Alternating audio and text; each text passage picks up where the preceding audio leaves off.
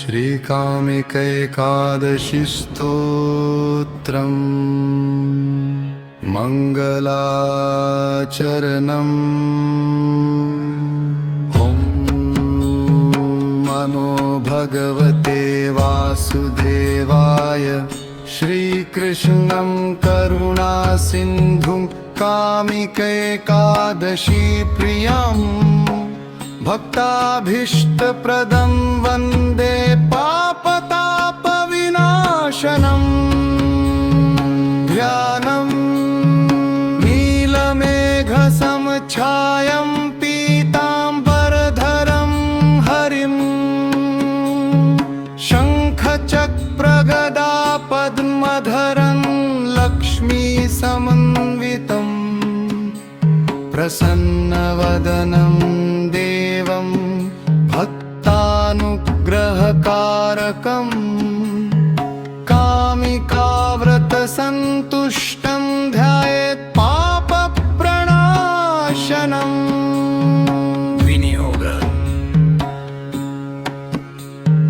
ओमस्य श्रीकामिकैकादशी स्तोत्रमन्त्रस्य श्री भगवान विष्णु ऋषि अनुष्टुप छंद।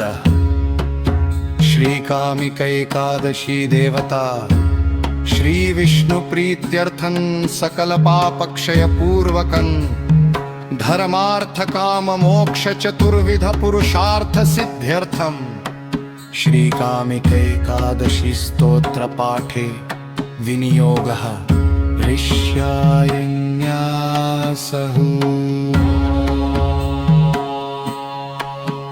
ॐ विष्णुऋषये नमः शिरसि। ॐ अनुष्टुप् छन्दसे नमः मुखे। ॐ कामिकैकादशी देवताय नमः हृदि। ॐ श्री विष्णु प्रीत्यर्थं सकल पापक्षयाय नमः। सर्वाङ्गेषु करन्यासः। केशवाय अङ्गुष्ठाभ्यां नमः। ॐ नारायणाय तर्जनीभ्यां नमः।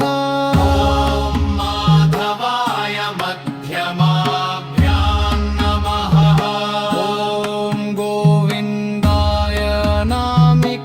भ्यां नमः। ॐ विष्णवे कनिष्ठिकाभ्यां नमः। ॐ मधुसूदनाय करतलकरपृष्ठाभ्यां नमः। अङ्गन्यासः। ॐ त्रिविक्रमाय हृदयाय नमः। शिरसे स्वाहा। ॐ श्रीधराय शिखाय वषट्। ॐ ऋषिकेशाय कवचाय हुम्। ॐ पद्मनाभाय नेत्रत्रयाय वौषट्। ॐ दामोदराय असिताय पक। कामिकाव्रत संतुष्ट कामदोष विनाशना। कृपां कुरु मयि नाथ भक्तिं मे त्वयि वर्धय। कीलकं मोहपाशं छिन्धिदेव संशय ग्रन्थिमोचन। कामिकाव्रत सामर्थ्यं हृदि मे गीतं कुरु। तिंजिका। ॐ भीं कृष्णाय गोविन्दाय कामिकाव्रतपालिने। ह्रीं विष्णवे नमो नित्यं पापराशिविनाशिने। श्रीलक्ष्मीपतये तुभ्यं मोक्षदाय नमो नमः। श्रीकामिकैकादशी कामिकायां समाशाद्य हरिं भक्त्या समर्चयेत् यस्य स्मरणमात्रेण नश्यन्ति पातकानि वे एकादश्यां निराहारो विष्णुं ध्यायेत् सनातनम् तस्य पुण्यप्रभावेन दह्यन्ते पापसञ्चयाः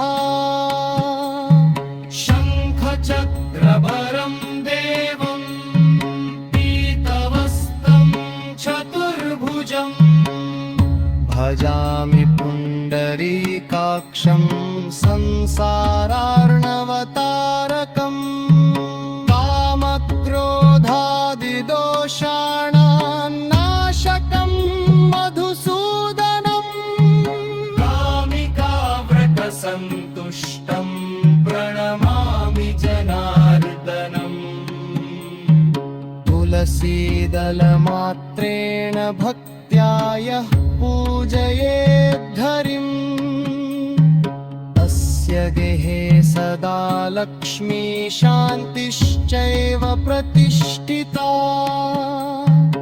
अज्ञानन्धतमोभ्रातं ज्ञानदीपेन माधव प्रबोधय हिदन्नाथ भवबन्धविमोचन